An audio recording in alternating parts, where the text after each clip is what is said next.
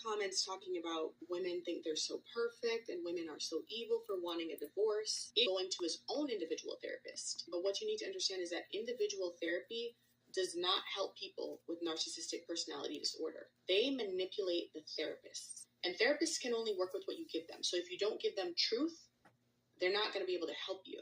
People with a narcissistic personality disorder, they perform, they charm, they lie. They don't even tell themselves the truth. I am the finance baddie. I know all about prenups. I chose not to get one because I believe that marriage is for life. I got into this marriage not intending to divorce. Yes, he is a high earner, but I've always made more money than him. And the tax returns show it. So who do you think a prenup would have benefited more? Additionally, in my industry, there's no cap on what you can earn. It's totally up to you. So who stood to lose more in this situation? Who is more likely to get alimony in this situation? What would it take for a woman like me to leave? And not just leave, but leave with integrity, choosing to not expose all of the details, even though it would be well within my rights to do so. Consider that. Again, I'm choosing to be a decent human being and to preserve his dignity. I have the receipts. My lawyers have the receipts. Why am I giving him the grace that he doesn't deserve? Because I am not him.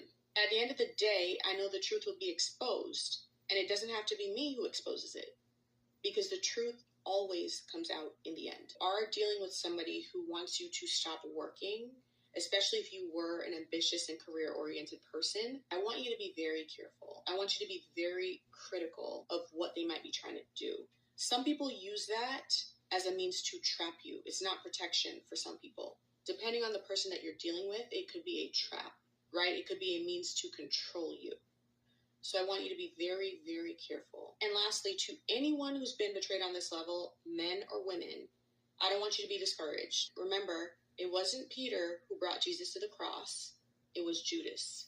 Betrayal often serves the purpose of waking you up. So cry if you need to, but you can't stay there. You have to channel that pain into your purpose. So in the gym, in your business, in your healing, whatever that might be, let your results speak for you.